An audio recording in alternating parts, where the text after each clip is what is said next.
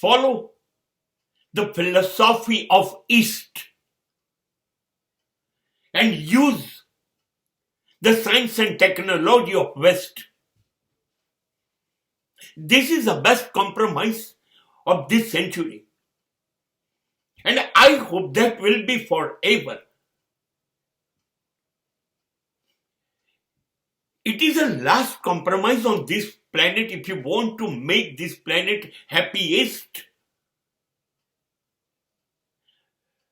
આપણે જો આ પૃથ્વીને સ્વર્ગ બનાવવી હોય, સુખી બનાવી દેવી હોય, અને આપણે સુખી તો હોય, તો પૂર્વનું ડાપણ, પૂર્વની સમજણ, સ્પેસિફિકલી ભારત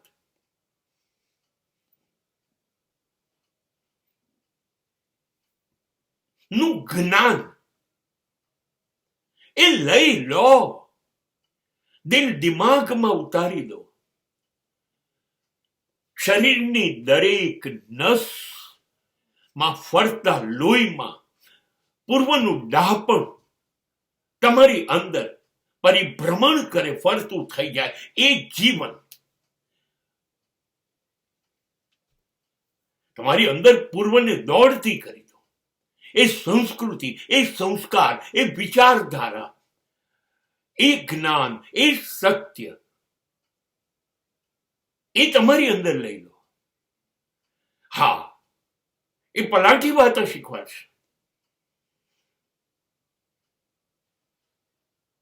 ચોક્કસ આંખ બંધ કર્યા પછી તમે મહાવીર બની જશો. પણ પછી જ્યારે જિંદગી જીવવી છે તમારા દેશને, બધાને મહાવીર નથી બનવું. સુખ, સગવડ, મોજ શોખ, સરળતા જીવનમાં રોજબરોજમાં જોઈએ છે તો પશ્ચિમનું વિજ્ઞાન અને ટેકનોલોજી એને વાલથી ભેટી પડો. નફરતની જરૂર નથી. વિમાન પણ સ્વીકારો, રોબોટ પણ સ્વીકારો, નાસાને પણ સ્વીકારો. ઘરમાં જીવન જરૂરિયાતની બધી જ વસ્તુઓ સ્વીકારો. ટેકનોલોજી સ્વીકારો. You need science. You need mechanism.